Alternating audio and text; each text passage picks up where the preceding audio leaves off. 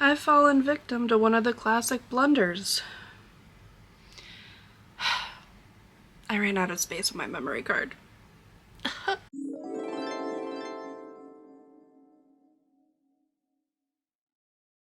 Welcome to the Folk Witch Fibercraft podcast. My name is Lauren, and I am your host who has been humbled by technology today. And that's okay. It's almost spring, so it's time for some new beginnings. And I'm excited to talk about my plans for it this year.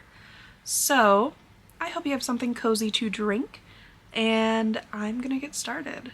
And I think we'll start this one off with a single finished object right now.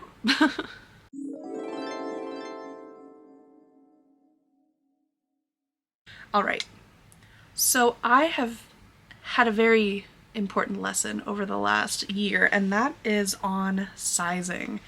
I, like many people, often don't knit a gauge swatch, and that is my bad. Oftentimes I will start projects and find myself getting unhappy with them because they don't fit right. I also get a little ahead of myself when I see the end is near in casting off a project, and that was my issue with this pair of socks that I knit. I knit a pair of worsted weight slipper socks in a 100% wool yarn, and it's a Patton's Classic wool worsted in a colorway that has to do with something heather, but it's like a pinkish gray. It looks like this. I don't know how well this is going to come through on the camera. Not well at all. We tried. Anyhow, this is my sock. One of two. The other is on a sock blocker, which is right here. Ta-da! I started these the first week of December, and I was just looking for like an instant gratification project, something that wouldn't take very long, but that I would be able to complete like within a week or two. And I started these 2 at a time, toe up, using magic loop, which is my go-to method for knitting socks. I knit through the foot and I knit through the heel, finishing the heel at my holiday work party because I just hit myself with my sock blocker. Anyhow, that's the kind of person I am. I take knitting with me everywhere, including my holiday party for work. So I finished the heel and I started the ribbing, but my biggest mistake was starting the ribbing too early. I knew from past experience that I needed a tighter cuff because most of my socks end up too loose around the ankle. So I figured, well, let's do just a whole leg of ribbing. In theory, that was a good idea. In application, not so great. I started it way too low, so this edge here sits on the very top of my foot before my ankle starts, like, its bend, I guess. I don't know if that makes any sense to you. However, it's too low, and it bugs me that it's too low. And I'd put so much work into these socks that I didn't want to just abandon them, and I didn't have a particular use for this wool in other projects. So I finished them, bound them off. They're alright. They're not anything to write home about. They fit. They will cover my foot. But this is kind of like a semi-flop, right? Not a fan of them. Learned a lesson. Hopefully I'll actually apply what I've learned in my incoming sock adventures. So, that's my only finished object. Ooh.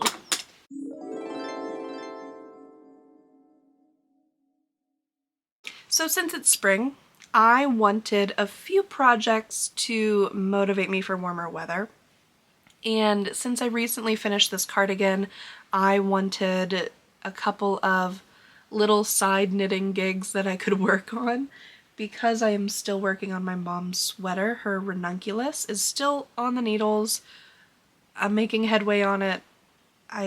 My steam has run out and I need to be reinvigorated a little bit. So I'm hoping to pick that back up this weekend. Ideally will work. However, I did cast on a new project, and it is another pair of vanilla socks. Like some knitters, I like to collect yarn when I travel. I try to get a skein of sock yarn from a local yarn store. And my goal when I do that is to get a either local dyer or wool that is from a local mill or something like that. And last year, in February, I did a road trip from Pennsylvania down to Florida, and I went on a little 4-day cruise on my own. Super fun. But I did a whole road trip for it. And I stopped in Savannah, Georgia on my way home, where I ran into this lovely little yarn store, and I can't remember the name of it, but I got this skein of yarn, and it is by Ryan Yarn. This is the ball band. And it is hand-dyed in Athens, Georgia. The yarn base is twist sock. It is an 80% superwash merino, 20% nylon, and it is in the colorway The Silence of the Darkness. Ooh. And this is a really pretty heathered green. It goes from a super light green to a really rich dark foresty green. Ooh, maybe. And it's getting a little blown out on the camera because I have a really obnoxious white light above me. But super pretty. The variegation, I don't know if is it variegated or is it just heathered? I can't quite, I don't know. Anyhow, it is gorgeous. So I started a toe up sock. I'm going to do these one at a time, but they are still toe up. Because, and I'll tell you what happened, I am forever a toe-up sock girly. I tried doing cuff down 3 times with this yarn before I gave up and said, no, I'm going back to the way that I like and feel comfortable knitting socks. I would do 2 at a time, but I don't have a long enough cord free right now to do it comfortably, so we're just going to do 1 at a time and go with that. I got the urge to knit a earthy green sock after watching Marlene Make's podcast, I think is what she calls her handle. But she was doing a video, and in her background she had this really pretty gorgeous Lord of the Rings inspired yarn hanging there, and it just, oh, I love Lord of the Rings. I have Elvish tattooed on me, and I cannot buy new yarn right now. I'm on a no-buy ban right now, and I just needed to cast it on. I needed a sock that was satisfying that urge to have like a very fantasy-inspired kind of hobbitcore knit to work on. So I dug that out of stash and started working on it a few days ago. So that is my only cast on, or newest cast on. Let's move into some plans. Very excited for this one. So here's my biggest plan right now for spring. I am still on my Lord of the Rings. I'm always on a Lord of the Rings kick. Who am I kidding? That's just where my brain lives usually most days. So I am planning on a trip with my mom. We're going to a cruise through the Mexican Riviera, and I want some more hand knit stuff I can wear in the summer. So I figured 2 birds, 1 stone, scratch the Lord of the Rings itch, and also have a garment for my trip. I've been holding on to 2 skeins of yarn from Plies and Hellhounds. that just have me drooling. Ever since I saw Gabby's email releasing the Folklore Club colorway for, I think it was for November, perhaps, I just obsessed with it. I'm obsessed with all of her yarn. I love it so much. And the creature that this colorway is based on, I hold very dear to my heart as a Norse pagan. So there's that. But I have 2 skeins of Pleisen Hellhounds Lucent yarn base in the colorway Fenrir. And I have the worst lighting to show you guys colors, but this is coming up really ready. But this is a very gorgeous brown. Maybe this will work a little bit better. There's browns, a little bit of emeraldy green, almost a hint of like a salmony color, salmony orangey colors in here, and it's just to die for. Like, I feel like I'm being absorbed into a tree when I look at this color, and I just absolutely love it. It strikes me as very goblin core in the best way possible. It is so incredibly soft, very luxurious. It is comprised of 70% BFL, 20% silk, and 10% cashmere. And it's a fingering weight yarn. So I have 2 skeins of it. I am never gonna knit a fingering weight sweater. So I was lying to myself and thinking I would use this for color work for a fingering weight sweater. Instead, I'm going to use this to make a, yep, out of my brain. Mini mock neck tank by Jessie Made Designs. This suit, I wanted this to be in some very like gender neutral, utilitarian kind of a garment. And I wanted to highlight the actual colorway more than using it in color work and not so much seeing what its full, you know, magic looks like. I love this yarn so much. It's so pretty. Oh, anyhow, I'm so excited to start knitting this. But I'm gonna be doing the mini mock neck tank by Jessie Made. That way I can use it as a layering piece all year round. I can also show it off on my cruise if I can have it done by then, hopefully. Cross your fingers for me, wish me luck. I want to get this done. But it's just, if I could just be this yarn, I would. It is so incredibly soft and luxurious, and it just smells so good. I love it so much. So that is my big plan right now, is to cast that on and knit it up in time for my trip, which is the end of April into May. So, Pleisen Hellhounds is just one of my favorite YouTube channels as well. I love her updates, and very crafty, bookish, just beautiful, beautiful human. So, that is my cast on plan. Other than that, we're going to truck along on the ranunculus. You've seen that already like twice. If not, it's in some previous videos. And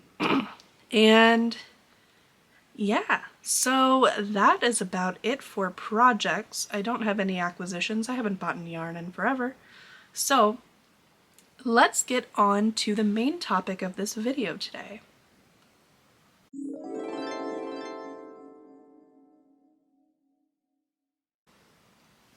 Alright, so I wanted to talk about my knitting style today. And not just, okay, what way do I knit, but my preferences in regards to knitting pretty much universally. And I think this can be really handy to hear and at least personally express and take time to consider, because it does make up the bulk of my free time, is my knitting or my spinning. And Recognizing my habits and patterns can be helpful in choosing what projects I want to work on as well, and help me identify any roadblocks that might come up in the middle of a project. So I thought of 10 different questions or topics within knitting that I'm going to go through with you today. And maybe this can help inspire you to be a little bit more reflective about your own knitting practice or crochet practice, and see how it might benefit you to continue projects in the future. So the first one is, how do you hold your yarn? And I am a very firm continental knitter. I cannot stand to knit any other way. In fact, that is the thing that is keeping me from doing color work, is the fact that I can't knit comfortably while doing color work without creating a big bundle of mess. So I am a continental knitter, and the way I wrap my yarn is over my pinky, under these two fingers, and then up and over my pointer finger. Might not be the easiest to see. And I knit that way. So I guess a lot of people might call this picking. I'm really primarily using my right hand to guide my needle. I really don't move my left needle at all, which makes sense because I am a crocheter. That's what I really started on with my fiber arts, was crochet. So being a continental knitter, lost my train of thought. Being a continental knitter makes sense for kind of my background with fiber arts and knitting. I have heard from a lot of other knitters who were former crocheters that the continental style is the easiest to learn if you are a crocheter, because that's really mimics the way we hold yarn and a hook for most styles of crochet as well. So this is what fits the most comfortably for me. Continental knitting. Next question. Is your gauge loose, tight, or in the middle? This is a tricky question for me to answer because I think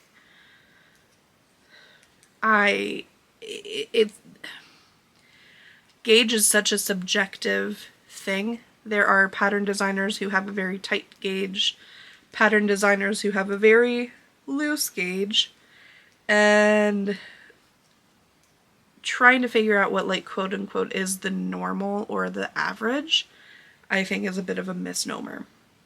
What I can say is that I typically have to size down needles when I cast on a project, which would indicate to me that I am more of a loose knitter. So that's still a little subjective. I know there are people who have to size down 1 needle, size down 5 needles, or vice versa. So it's all a really subjective thing.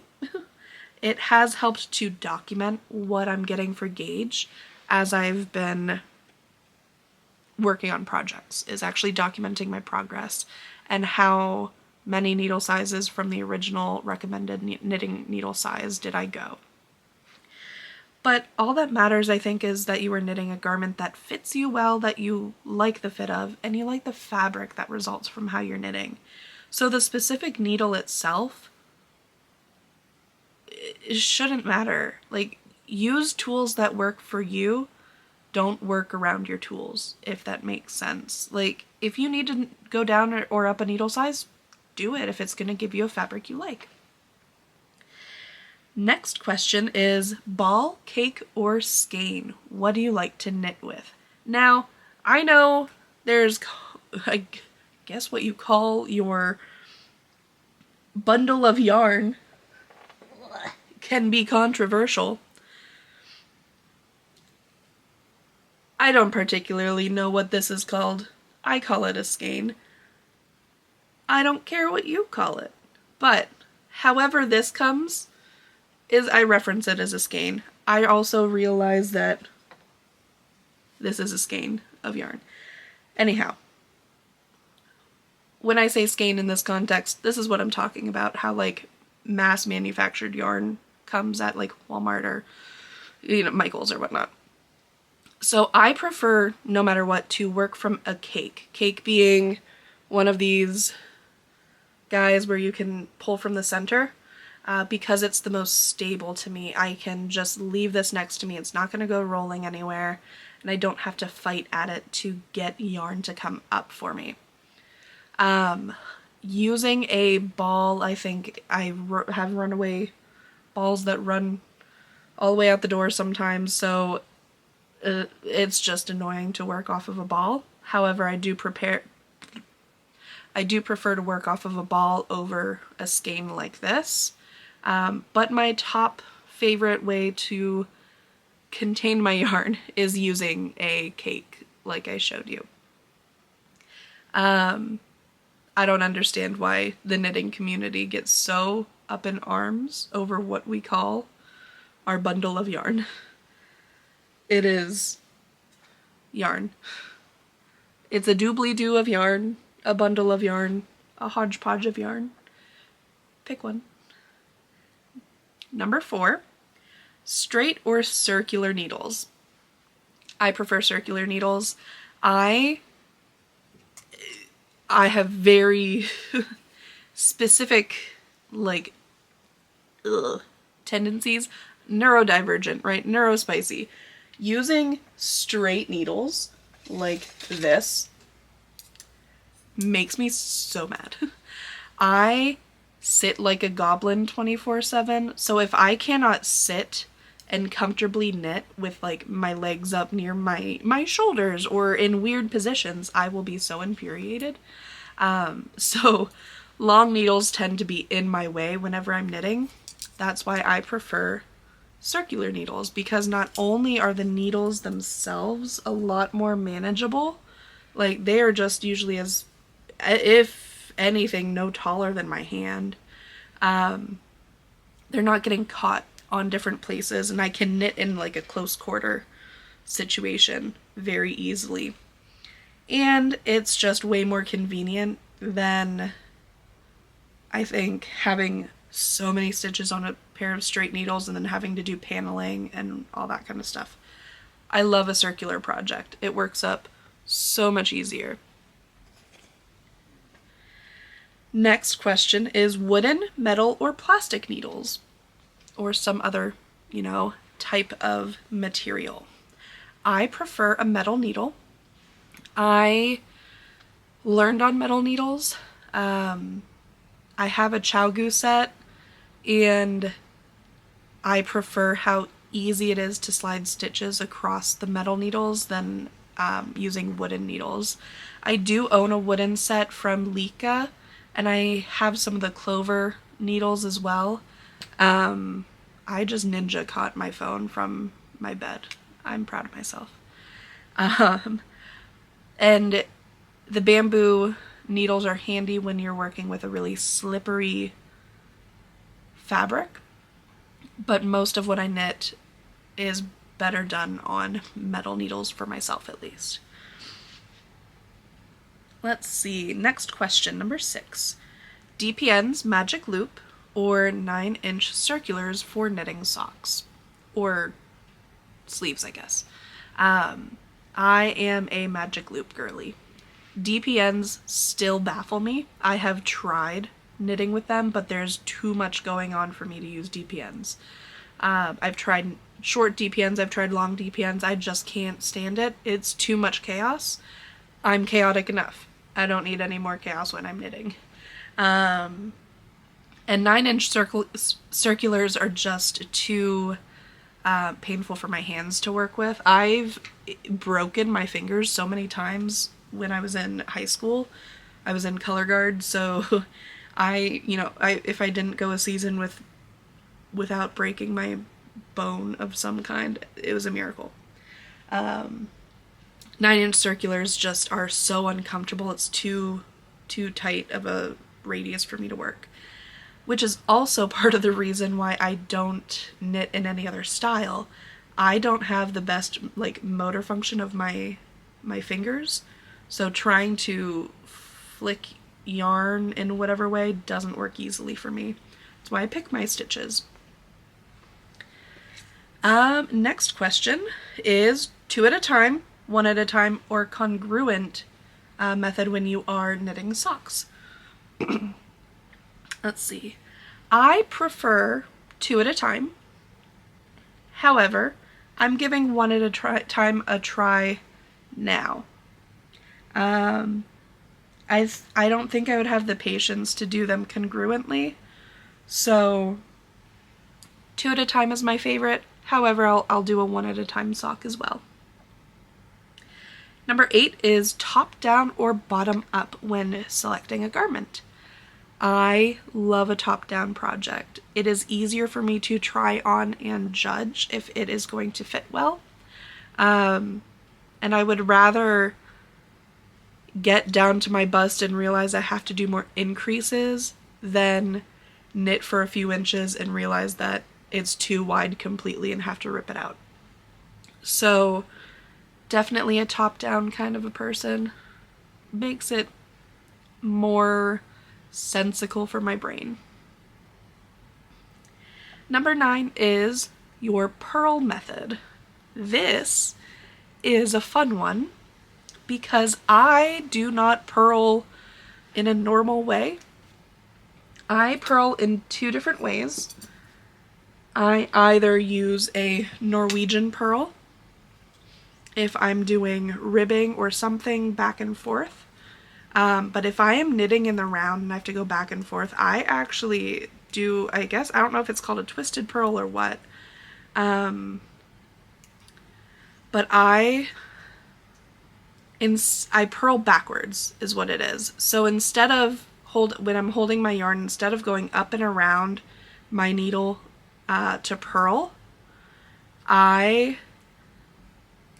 put my needle into the front. I grab under, I'm not going to do an overlay or anything. Sorry, I'm not that talented. I grab under the working yarn and slide it off, which means my purl stitches, when I go back the other way, are going to be twisted.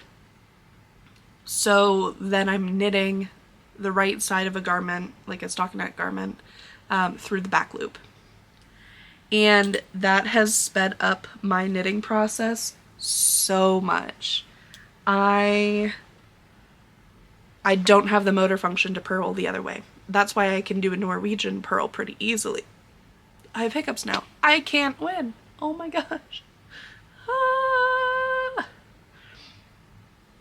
Anyhow, yes, I either am doing a twisted purl and then knitting through the back loop on a returning round, or I do a Norwegian purl, both of which do not require as much fine motor skills with my pointer fingers, which I just struggle with a lot. And it makes it more accessible for me, and that's what's important, is being able to enjoy the time that you're spending doing your craft. Let's see. Number 10. What types of projects do you prefer to knit? So do you do a majority accessories, garments, toys, household items? That kind of a question. What makes up the bulk of your projects? And I would say I'm at like a 70-30% garments versus accessories. I prioritize garments and then I knit accessories to fill up the other percentage of my knitting time. Socks to me, because they get worn so much and every day, kind of fall in the garments category for me personally. However, I don't really do blankets. I really don't do pillows or washcloths or anything like that. I'm knitting sweaters or shirts, the occasional hat, the occasional scarf, and then socks. That's really the bulk of my knitting time. So, I hope that gives a little bit insight of how my brain is processing my knitting work. A lot of this is focused on my accessibility needs. I don't have the best control over my fingers. So doing a continental style with a twisted or Norwegian purl makes it enjoyable for me to knit and knit for longer periods. And then the way I arrange my projects, like the 2 at a time socks or using magic loop or knitting from the top down, makes it so that I continue my projects and don't give up on them because I'm upset that it's not fitting right. So yeah, I think this was a really satisfying exercise for me to do for myself. Being able to recognize my own patterns and habits is helpful in making better decisions for the future. So, for instance, I tried to do a bottom-up tank top with a linen yarn that I've been holding on to, and it just wasn't clicking. I got part of the way done, tried it on, and it was way too big, and I was upset, and I was frustrated. So I ripped it out, and I'm not working with that yarn right now because I need to find an alternative project to work on to make it satisfying for me to knit and fit with the way my brain works.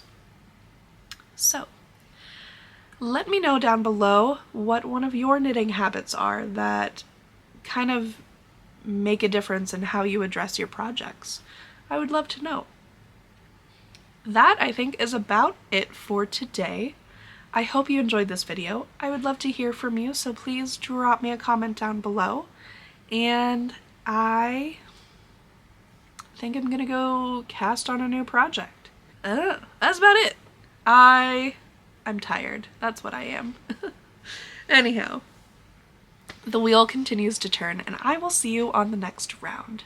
Have a great day.